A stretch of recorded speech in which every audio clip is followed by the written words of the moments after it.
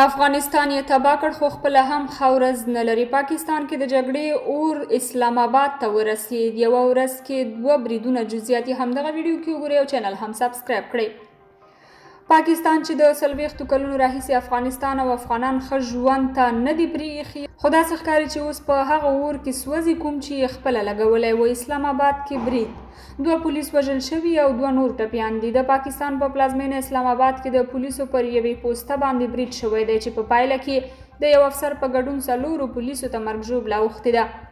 د پاکستان کورنۍ چارو وزارت د یاد برید پخلی کړی دی. ویلي دي چې نامعلومو موټر سایکل سپرو وسلوالو د پولیسو د تالاشۍ پر یو مرکز برید کړی دی چې په نتیجه کې 2 پولیس وژل شوي او د یو افسر په ګډون 2 نور ټپیان شوي دي.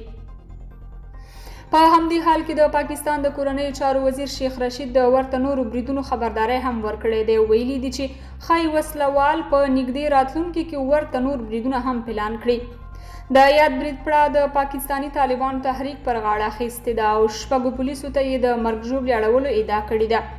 وزیرستان کې په یو برید کې 2 پاکستانی پولیس وژل شوي. د ډیورنډ فرضي کرښې پورې غاړه شمالي وزیرستان کې دغې کرښې ته څیرمه د پاکستانی پولیسو پر پوسته د وسلوالو په برید کې 4 پولیسو ته مرګ ژوبله اوښتې ده.